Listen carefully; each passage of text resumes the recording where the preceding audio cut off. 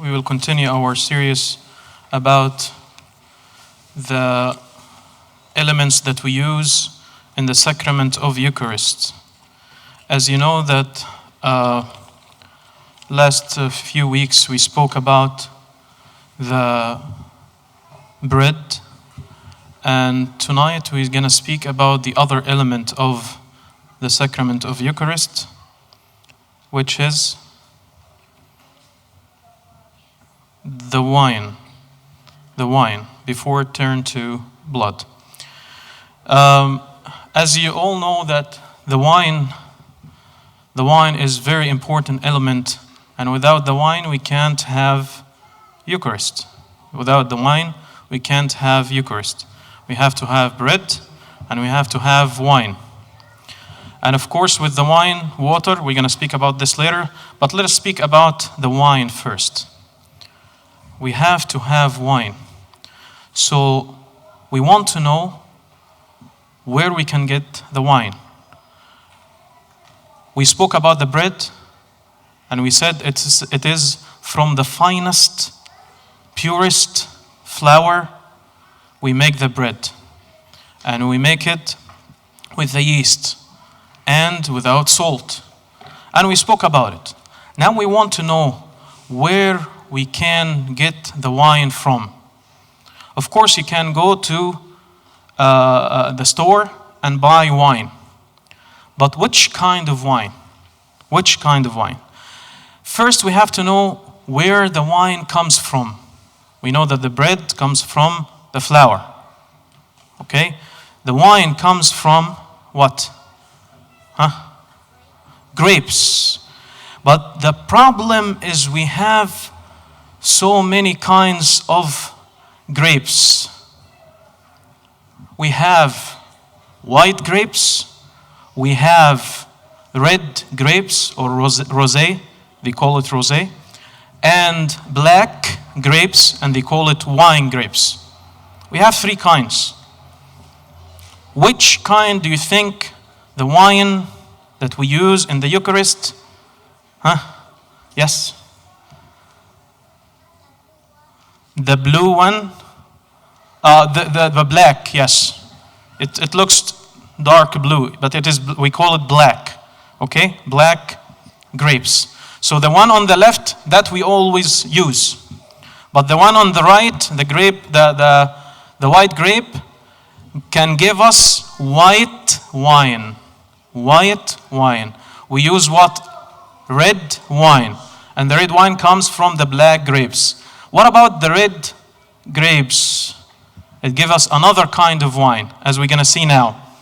See, this is the white grapes, this is the red grapes, and this is the black grapes. Okay. The white wine give us, the white grapes, give us white wine. The white give us white. Okay? Okay. Let us see the next one. The red or rosé grapes give us rosé wine. And you see the color is not that red. It's not dark red. Okay? It's not dark red. What about the black wine? It gives us the red wine. The red wine. So this is what we use in the Eucharist. This is what we use in the Eucharist. But how? Can anybody tell the people outside to please calm down?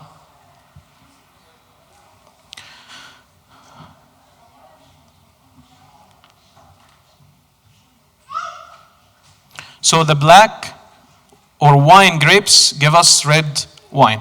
Okay, now we reach that we have grapes and we can go and buy grapes. But how we can get wine out of the grape? Okay, this is a long process.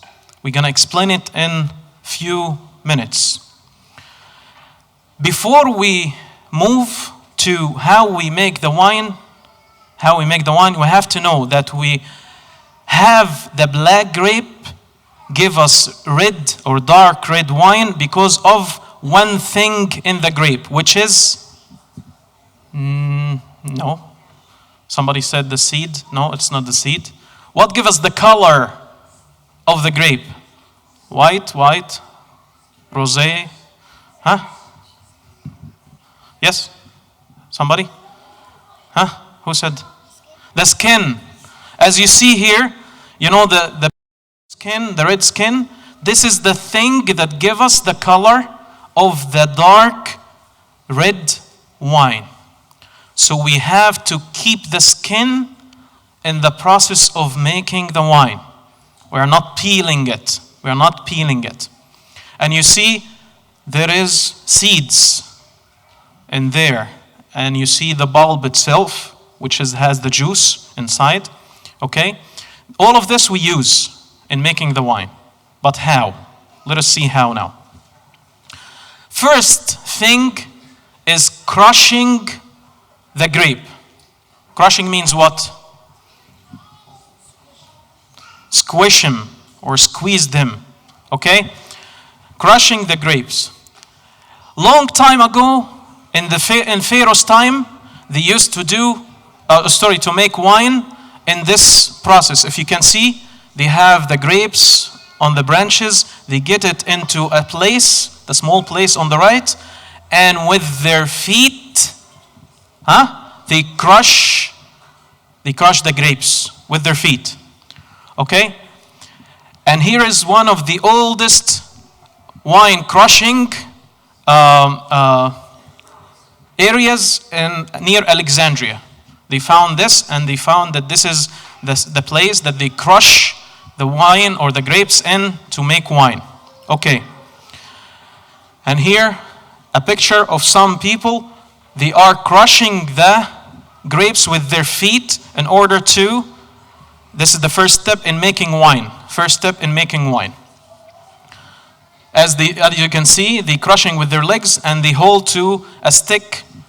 عشان ما يقعوش. Okay? They crushing with their legs. Okay. So this is the first step. We gather the grapes and we put them in the place and we crush them with their feet, with our feet. Nowadays, they use another mean of crushing the grapes. Of course, nowadays they don't use the feet. They use machines, as you see on the left picture. They crushing this grape. And you see, after the crushing the grape, another step called fermentation or fermentation. You see that down the downside picture about some of the grapes, and they have some what? No, it's not raisins. This is the black grapes, but you have bubbles. You have bubbles. What actually happened in the fermentation? The process of fermentation is turning the grape juice that we got from crushing the grapes into wine. But how? During fermentation بالعربي يعني التخمير. During fermentation,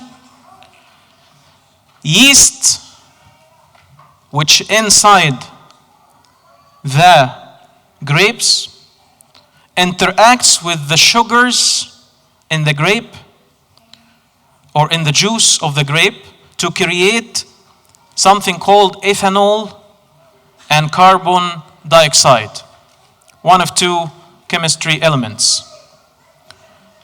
In wine making, the temperature, the speed of fermentation, and are very, very important elements in deciding how good the wine is. The temperature and the time of fermentation. How many hours or how many days we leave the grapes crushed in the juice, in the grape juice. The fermentation can last anywhere from 5 to 14 days. 5 to 14 days. And sometimes they leave it more to get darker color. So they leave it 5 or 10 days more to get darker color. What you see in here, the bubbles are the carbon dioxide. Comes out, so it makes bubbles. After fermentation is finished, either they take the juice and sell it, and they call it free-run wine. Free-run wine. Or they do something else which is called pressing. Pressing the grapes. And how they press the grapes, on the left it's an old or ancient pressing machine, and the right a very modern pressing machine. They put the grapes with their juice in plates. As you see in the middle, there is plates on the top of each other. And they keep pressing it until they take all the juice out of the grapes. And what left is only the skin, the pips, which is the seeds, and whatever left from the grape. But all the juice comes out, and they collect it. They collect it on the left, the top left. They collect this, and they make wine with it. That is the pressed wine. Pressed wine. And I put this 2 pictures of 2 bottles of wine. The one on the left and the one on the right. Those kinds are the kinds that we use in St. Mark Church. They are special for sacramental use. Sacramental means al-asrar. Sacramental use means الاستخدام في الأسرار المقدسة. Okay? This is the red wine. Here, a very brief idea about what we do during making the wine. First, you put the the black grapes, and then they squeeze it, and they take the stacks out, stacks removed. Then the fermentation in a vat, means a barrel, a big barrel.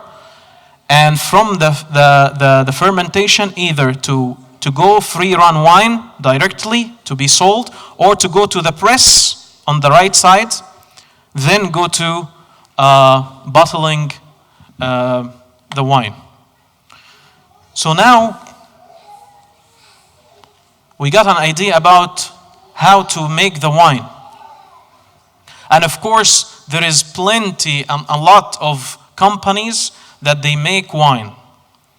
But we only use what we call the sacramental the sacramental wine.